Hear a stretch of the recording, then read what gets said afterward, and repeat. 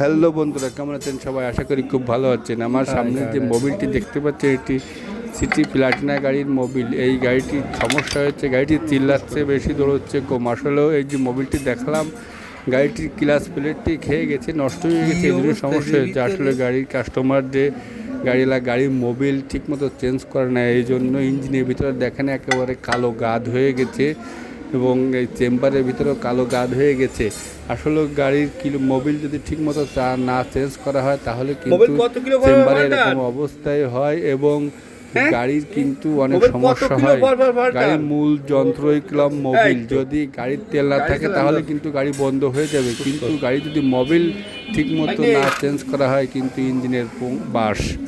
এই জন্য দেখেন বন্ধুরা, আমরা এর ক্লাচ প্লেটটি চেঞ্জ করব, কিন্তু আমরা না পিটিয়ে অত্যাধুনিক যন্ত্র দিয়ে এর এই আপনারা গ্লাস বক্সটি ফিটিং করব। খোলা দেখাচ্ছি আপনাদের। এই যে দেখেন, এই যে বাটিটি রয়েছে, এই বাটি কিন্তু হালকা স্ক্রুড্রাইভার দিয়ে চাপ দিয়ে বাড়ি দিতে হবে, বাড়ি দিলেই কিন্তু এই বাটিটি বেরিয়ে যাবে।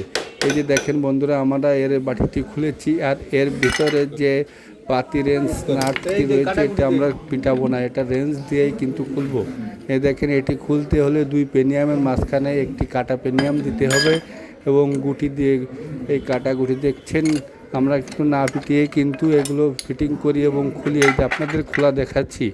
এই যে আমরা এর ওয়েটটি খুলে ফেলেছি এবং এর এই যে ক্লাচ বক্সটি দেখছেন, এর এই যে 8 নম্বর নাটগুলো সব কিন্তু লুজ করে একটি করে লুজ করলে কিন্তু হবে না, এ সাইড ও সাইড লুজ করে বের করতে হবে, তাহলে কিন্তু খুব সুন্দর মতোই খুলে যাবে।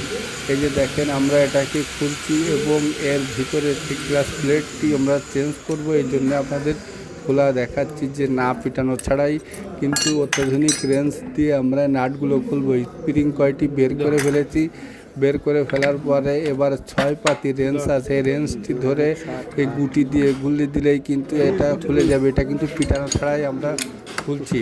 এই যে এইভাবেই কিন্তু চাপ দিলেই রেঞ্জটি খুলে যাবে এবং এর ভিতরে কিন্তু প্রচুর পরিমাণে ময়লা। আমরা এই চেম্বারটি খোলার পরে এটাকে ওয়াশ করে দেব। আসলে এর এই যে মোবিল যদি ঠিকমতো চেঞ্জ করতো তাহলে কিন্তু এই সমস্যা হতোই না। ভিডিওটি ভালো লাগলে চ্যানেলটিকে সাবস্ক্রাইব ও ফলো দিয়ে রাখবেন এবং ইউটিউব চ্যানেলে অধিকারী মোটরস বাংলায় লিখে সার্চ করলে আমার ভিডিওগুলো সব পাবেন। এই দেখেন বন্ধুরা, এর ভিতরে কি পরিমাণে প্রচুর পরিমাণে ময়লা, এটা আমরা ওয়াশ করে দেব। ধন্যবাদ।